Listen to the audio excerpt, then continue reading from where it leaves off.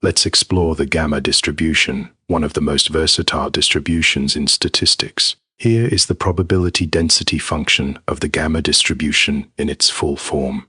Let's first understand the two key parameters that define this distribution. Alpha is the shape parameter, representing the number of events we're waiting for.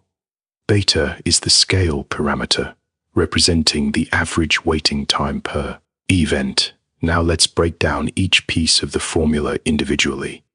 First, notice this fraction at the front of the formula. This is the normalizing constant, ensuring the total probability integrates to 1. Let's move on to examine the gamma function hidden inside.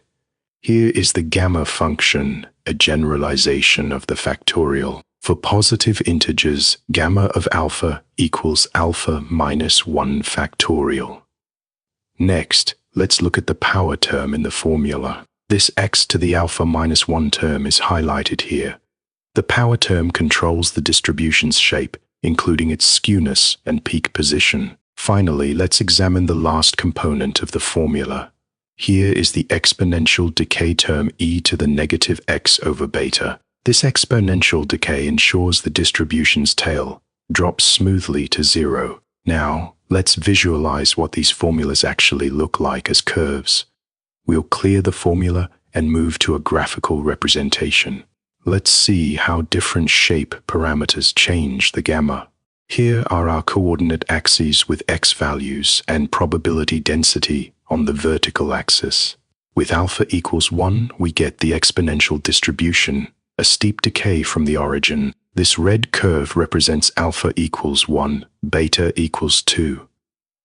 Increasing alpha to 2 creates a peak away from 0, giving the curve a hump shape. The yellow curve shows alpha equals 2, beta equals 2, with alpha equals 5. The distribution becomes more symmetric and bell-shaped. The green curve has alpha equals 5 and beta equals 1.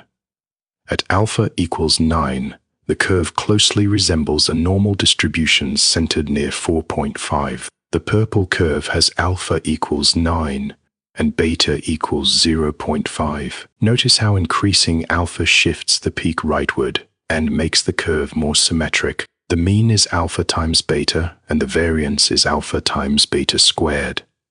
Let's now explore the real-world applications of this powerful distribution. The gamma distribution appears across many fields of science and engineering. It models wait times, specifically the time until the nth event in a Poisson process. In hydrology, it is used to model rainfall and precipitation amounts. Insurance companies use it for modeling aggregate claims and assessing risk. In reliability engineering, it models the lifetime of components and systems in Bayesian statistics. It serves as the conjugate prior for the Poisson rate parameter. The gamma distribution also connects to several other well-known distributions.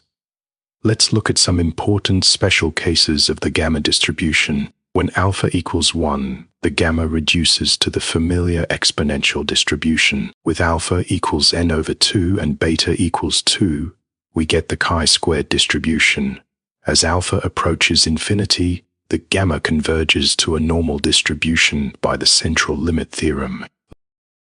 Here is the gamma distribution PDF, a beautifully structured formula combining power and exponential terms. Remember this formula. It connects exponential, chi-squared and normal distributions in one. Thanks for watching, and see you in the next video.